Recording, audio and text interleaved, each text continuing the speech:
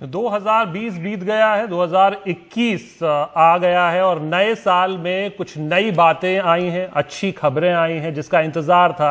पिछले साल एक वायरस जिसने देश और दुनिया सबको थाम दिया एक तरीके से, उसका इलाज, उसकी वैक्सीन, भारत में 2 वैक्सीन को मंजूरी दे दी गई है डीसीजीआई द्वारा। आज की ये बड़ी खबर और हमारे साथ इस पर बात करने के लिए एम्स के डायरेक्टर डॉक्टर रणदीप गुलेरिया जुड़ रहे हैं। स्वागत है सर आपका और बहुत बहुत बधाई आपको, देशवासियों को, हम सभी को कि 2 वैक्सीन अब रोल आउट के लिए तैयार हैं। लेकिन ये कब और कैसे होगा, इसको जरा विस्तार से एक बार हमारे दर्शकों के लिए बता दीजिए।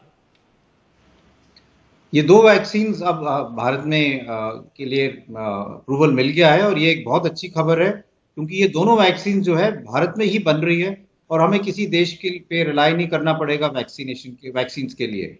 लेकिन उसके साथ साथ हमें ये भी समझना चाहिए कि जो हमारा कल रिहर्सल हुआ है उसमें हमने पूरी तरह से ये देखा कि इसका रोल आउट कैसे करना है और उसकी भी पूरी तैयारी हो गई है।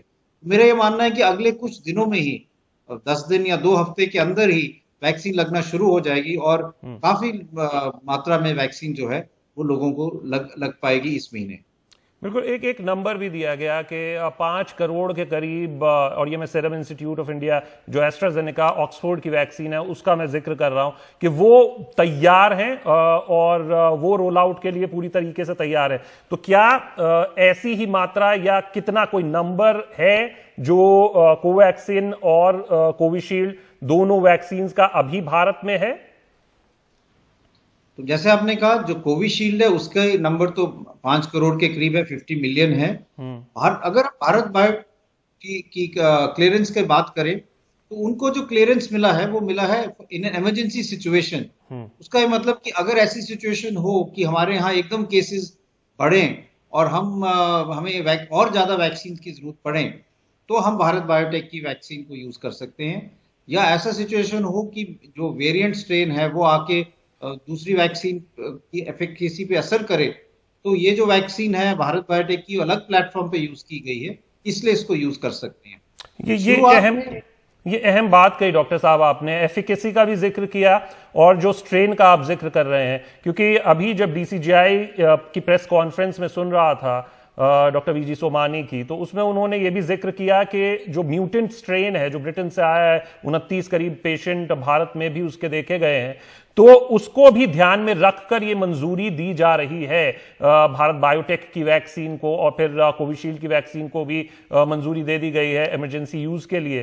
तो इसके मायने क्या होते हैं? और एफिकेसी का आपने जिक्र किया तो 70.43% अगर एफिकेसी है कोविशील्ड की तो उसके क्या मायने होते हैं कि क्या उसमें फिर एक चांस ये भी रहता है जिसको वैक्सीन लगती है कि उसको हो सकता है कोविड-19?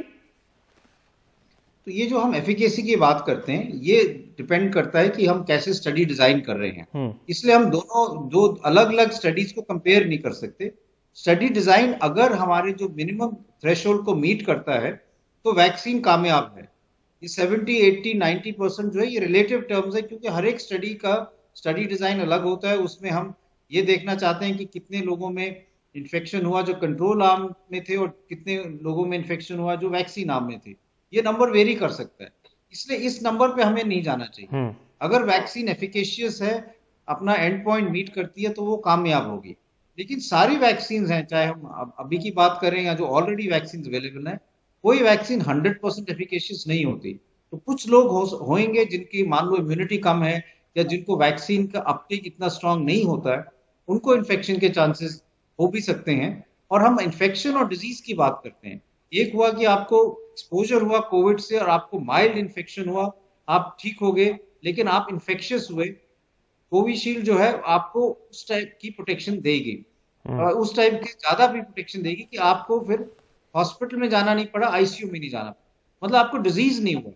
वैक्सीन जो है ज्यादातर आपको प्रोटेक्शन देगी कि आपको सीवियर बीमारी नहीं होगी, डिजीज नहीं होगी, माइल्ड इन्फेक्शन तब भी हो सकता है। और इसलिए मास्क लगाना, फिजिकल डिस्टेंसिंग रखना, हाथ धोना बाद में भी जरूरी रहेगा।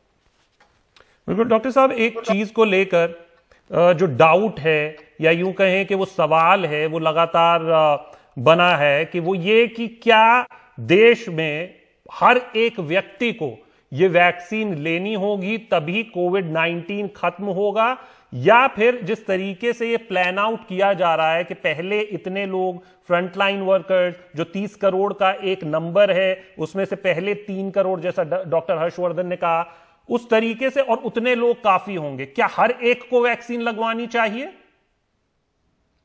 नहीं, ये जरूरी नहीं है, लेकिन हमारा इसे क्लियर होना चाहिए कि हमारा लक्ष्य क्या है। सबसे पहला लक्ष्य ये है कि हमारे कोविड 19 से डेथ्स बिल्कुल कम हो, कोई भी व्यक्ति कोविड 19 के कारण ना मरे। तो इसलिए जो हाई रिस्क ग्रुप है, बुजुर्ग लोग हैं जिनको कोमॉर्बिडिटीज है, डायबिटीज है, हाइपरटेंशन है, पहले हमारा मकसद है कि हम उनको वैक्सीनेट करें तो मोर्टेलिटी अपनी कम करें।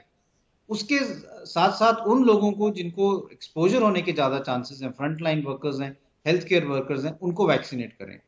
उसके बाद हम ये देखेंगे कि हमारे पास कितना मास ऑफ लोग हैं जो जिनको इन्फेक्शन होके रिकवर कर गए, एंटीबॉडीज बन गए, उसका कुछ आइडिया हो जाए, और कितने लोगों को वैक्सीन लगने के बाद कुछ हद तक हर्ड इम्यूनिटी बन गई। अच्छा। हो सकता है कि उससे ज्यादा लोगों को भी वैक्सीनेट करना पड़ेगा, लेकिन एक समय ऐसे आएगा कि हम चेन ऑफ ट्रांसमिशन को रोक पाएंगे, एक व्यक्ति से दूसरे व्यक्ति को वायरस स्प्रेड नहीं करेगा। और जब ऐसा होगा तो हम ये कह पाएंगे कि अब पैंडेमिक खत्म हो गया है और फिर सारे लोगों को पूरी तरह से वैक्सीन लगाने की जरूरत नहीं पड़ेगी। उम्मीद करते हैं कि वो जो समय है वो जल्दी ही आएगा। लेकिन एक एक चीज, एक सवाल कि डॉक्टर साहब, जब एक वैक्सीन हम जानते हैं एक लंबा समय लगता है, और ये क्रेडिट है, ये तारीफ भी है, ये सबकी प्रार्थनाओं का भी असर है और मेहनत का असर है, साइंटिस्ट्स का, डॉक्टर्स का, कि ये इतनी जल्दी ये वैक्सीन तैयार हुई हैं। तो जो साइड इफेक्ट्स को लेकर जो सवाल हैं उसका जवाब दिया भी डॉक्टर वीजी सोमानी ने भी, लेकिन वो एक अच्छी बात है जो उन्होंने कहा कि 110% ये सेफ वैक्सीन हैं, इससे कुछ नहीं होने जा रहा है। बिल्कुल। तो अगर हम सेफ्टी की बात करें तो वो सबसे ज्यादा अहम चीज है। और सेफ्टी हम देखते हैं, पहले हम जो कहते हैं एनिमल स्टडीज में, चाहे हम कहें कि हैमस्टर्स में करें या मंकीज में करें, हम सबसे पहले यही देखते हैं कि जो भी हम नई वैक्सीन बना रहे हैं, जो भी नए मॉलिक्यूल बना रहे हैं, वो सेफ है। उसके बाद हम ह्यूमन ट्रायल करते हैं जो फेज 1 स्टडी है, जिसमें अगेन हम सेफ्टी देखते हैं और ये देखते हैं कि कौन सा डोज है जो असर भी करेगा और सेफ रहेगा। उसके बाद फेज 2 में फिर से सेफ्टी देखते हैं बड़े पॉपुलेशन में और जिन लोगों को और इश्यूज हों, और उसके साथ उसकी एफिकेसी देखते हैं। तो सेफ्टी हमेशा हर एक फेज में देखी जाती है, और जब तक हमें कॉन्फिडेंस नहीं होता कि ये बिल्कुल सेफ है, तब तक हम आगे नहीं बढ़ते। और इसलिए जैसे डीसीजीआई ने भी कहा और रेगुलेट और कमेटी ने भी ध्यान से देखा है कि सेफ्टी पे कोई कॉम्प्रोमाइज नहीं किया जाता।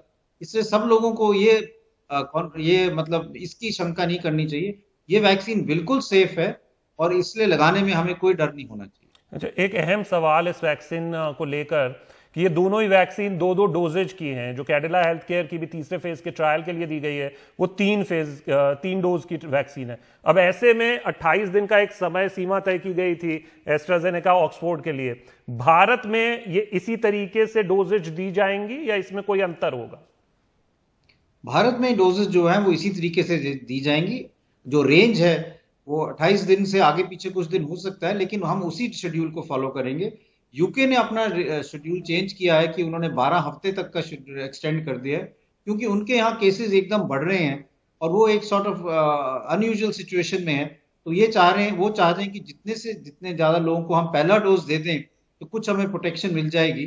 तो इसलिए वो ज्यादा से ज्यादा लोगों को पहला डोज दे रहे हैं और दूसरा डोज को डिले कर रहे हैं, क्योंकि डोजेस तो उतने ही हैं उनके पास।